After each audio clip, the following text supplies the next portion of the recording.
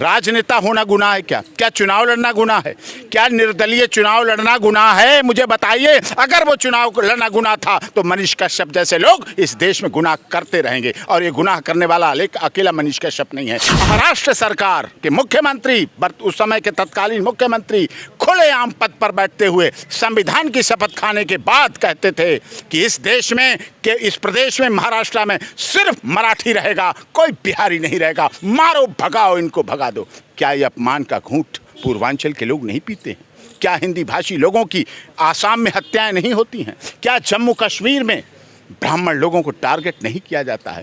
क्या इस देश में जातिवाद, क्षेत्रवाद, भाषा, संप्रदाय फैला नहीं है? ये ध्वज हमारे शहीदों के त्याग, बलिदान और तपस्या से लहराता है। ये ध्वज उन शहीदों के त्याग से लहराता है। जब वो सीमा पर गोली खाते हैं तो सारी गोलियां सीने पर होती हैं, पीठ पीछे गोली। जब उनका पोस्टमार्टम होता है तो पीठ पीछे गोली कोई नहीं मिलती है, सब गोलियां सामने से मिलती हैं। वो तो 1 महीने से किसी से नहीं मिला, उसके तो परिवार वाले भी नहीं मिल पा रहे हैं। एक बुजुर्ग माँ है, पिता सेना में है।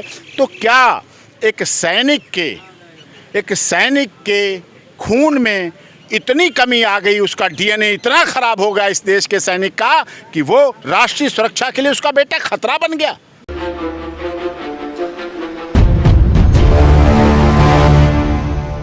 कश्यप का मामला इस वक्त सुप्रीम कोर्ट में लंबित है। साथ ही बता दें 28 अप्रैल यानी आज की तारीख सुनवाई के लिहाज से बेहद महत्वपूर्ण थी, लेकिन आज का तारीख इसी तरह निकल गया और अगली तारीख 8 मई दे दी गई है। लेकिन हमारे साथ आज बातचीत के आपको बता दें एपी सिंह सर है, जो कि सीनियर एडवोकेट हैं और अपना पक्ष मनीष कश्यप की ओर से रख रहे हैं, दलीलें पेश कर रहे हैं। तो आज सर कोर्ट रूम में क्या कुछ हुआ?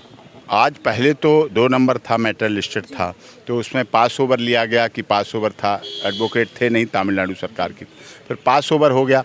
पास ओवर के बाद लंच हो गया। लंच के बाद जब फिर से आफ्टर लंच कोर्ट बैठी है, असेंबल हुई, तो उसके बाद ये मेंशन की गई कि हमें एस्ट्रेडे को मिला है अमेंडेड पिटीशन मनीष कश्यप की। तो तमिलनाडु सरकार के वकीलों ने कहा कि हमें एस्ट्रेडे को मिली है शाम को, तो एस्ट्रेडे को मिली है, इसलिए अब हम इस पर जवाब देंगे और एनएसए पे हमें जवाब देना है। अमेंडेड इन्होंने पिटीशन की है इसको, तो हम उसमें टाइम हमें चाहिए। तो कोर्ट ने फिर टाइम नेक्स्ट मंडे दिया है, जिसमें 8 मई के लिए डेट आई है। ये भी देखा गया, जैसा आपने बताया, लंच के पहले कपिल सिब्बल मौजूद नहीं थे। बाद में वो आते हैं, कहते हैं हमें 1 दिन पहले ही एफिडेविट मिला है, इससे पहले हमें नहीं मिला था। तो क्या 8 मई को भी इसी तरह बयानबाजी, बहानेबाजी चलेगी या कुछ आएगा सामने? नहीं, सुबह में आ गए थे, वो देर में आए थे, थोड़ा जब पास ओवर हो गया तब देर में आए थे।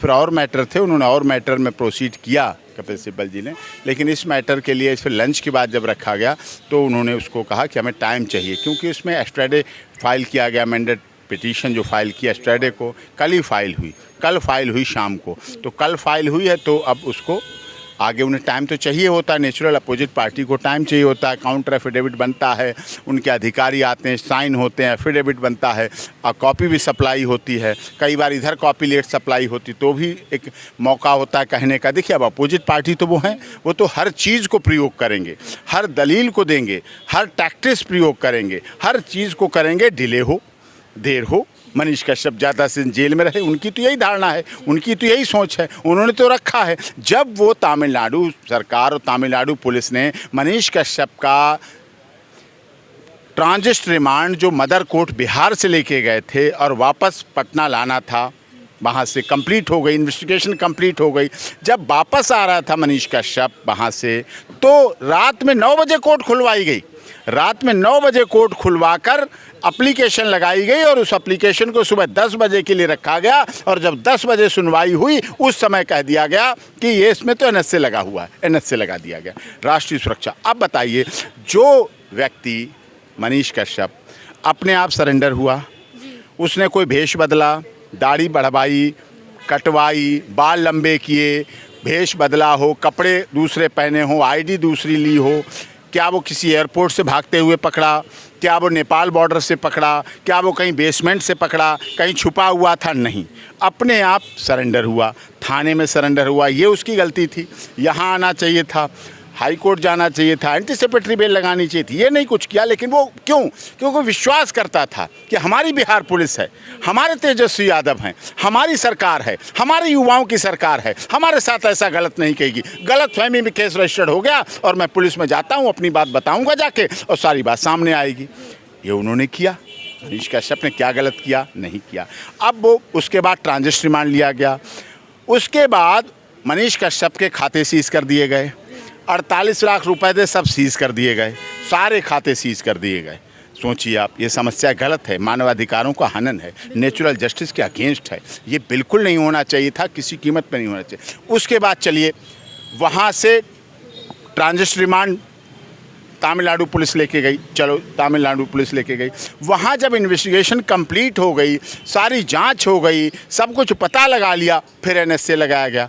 जो व्यक्ति ये लगभग 1 महीने से पुलिस कस्टडी में हो, जुडिशियल कस्टडी में हो, अस्पताल में मेडिकल करा रहा हो, या जेल में हो, या कोर्ट में पेश हो रहा, इन 5 जगह के अलावा मनीष कश्यप इस पूरे महीने में कहीं नहीं था। वो या तो थाने में था, या फिर जेल में था, या फिर कोर्ट में पेश हो रहा था, या अस्पताल में मेडिकल करा रहा था, या फिर कोर्ट में पेश हो रहा था। 5 जगह थी। अब उस दौरान उसने क्या ऐसा कर दिया जो राष्ट्रीय सुरक्षा के लिए खतरा बन गया?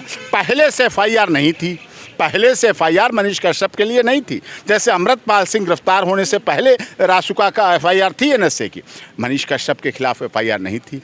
पुलिस कस्टडी के दौरान, जुडिशियल कस्टडी के दौरान, मेडिकल और थाने के दौरान उसको आपने किससे मिलवा दिया? मनीष कश्यप को। मनीष कश्यप को क्या किसी आतंकवादी से आपने मिलवाया? किसी से फ़ोन कराया? किसी से मैसेज कराए? कोई वीडियो कॉलिंग कराई? कोई व्हाट्सअप चैटिंग कराई? कोई लेटर लिखवाया? किसी से चिट्ठी लिखवाई? किसी से फ़ोन पे बात कराई? किसी को सामने मिलवाया?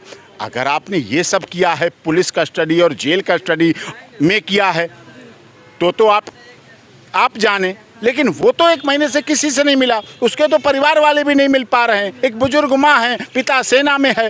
तो क्या एक सैनिक के खून में इतनी कमी आ गई, उसका डीएनए इतना खराब हो गया इस देश के सैनिक का कि वो राष्ट्रीय सुरक्षा के लिए उसका बेटा खतरा बन गया?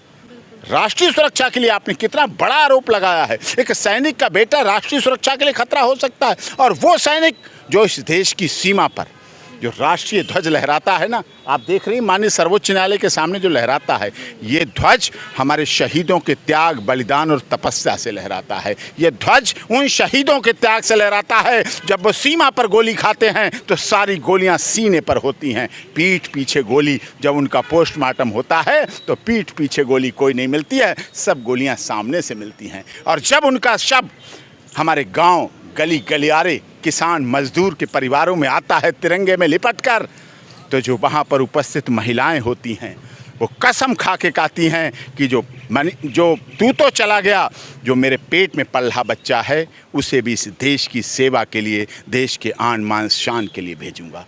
ऐसा शहीद, ऐसे सैनिक परिवार का बेटा आज राष्ट्रीय सुरक्षा के लिए खतरा है।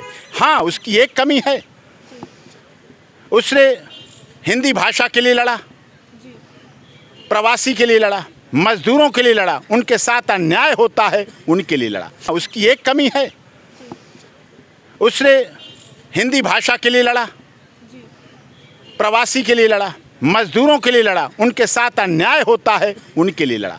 मैं कहता हूं, जब तेजस्वी का जन्म भी नहीं हुआ था, मनीष कश्यप का भी जन्म नहीं हुआ था, उस समय भी महाराष्ट्र सरकार के मुख्यमंत्री, उस समय के तत्कालीन मुख्यमंत्री, खुलेआम पद पर बैठते हुए संविधान की शपथ खाने के बाद कहते थे कि इस देश में, कि इस प्रदेश में, महाराष्ट्र में सिर्फ मराठी रहेगा, कोई बिहारी नहीं रहेगा, मारो भगाओ इनको, भगा दो। क्या ये अपमान का घूंट पूर्वांचल के लोग नहीं पीते हैं? क्या हिंदी भाषी लोगों की आसाम में हत्याएं नहीं होती हैं? क्या जम्मू कश्मीर में ब्राह्मण लोगों को टारगेट नहीं किया जाता है? क्या इस देश में जातिवाद, क्षेत्रवाद, भाषा, संप्रदाय फैला नहीं है? क्या मोदी जी सबका साथ, सबका विकास, सबका विश्वास, सबके साथ के लिए लड़ाई नहीं लड़ रहे हैं?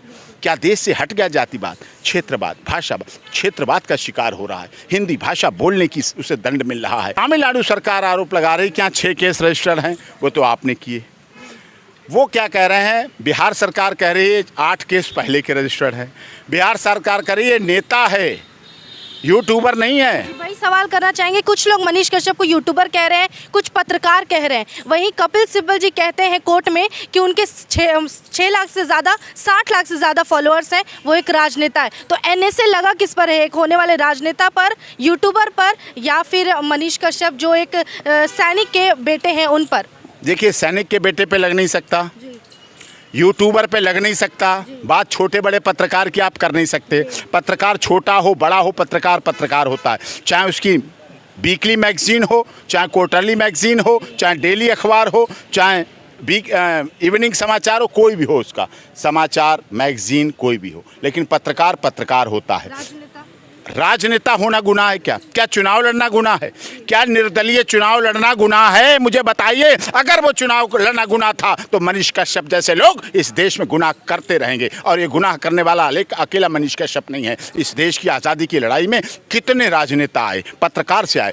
माननीय अटल बिहारी वाजपेयी जी जो भारत रत्न हैं, वो पहले पत्रकार थे, पहले कवि थे, उसके बाद प्रधानमंत्री थे। उन्होंने अपने बयानों में कहा कि बाद में राजनेता हूँ, पहले मैं पत्रकार हूँ।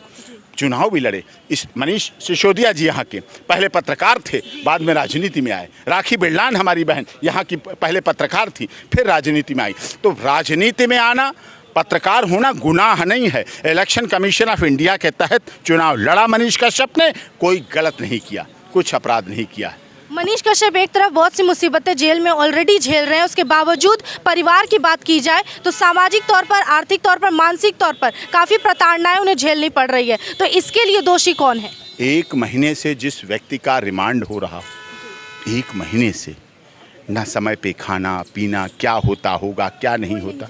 भाषा की बात है, तमिलनाडु सरकार के अधिकारी सीधे कह रहे थे आई डोंट नो हिंदी। देखा होगा आपने, आई डोंट नो हिंदी। जो व्यक्ति ये कह रहा है हिंदी नहीं जानता, मनीष कश्यप तो सिर्फ हिंदी जानता है, वो तो इंग्लिश जानता नहीं है।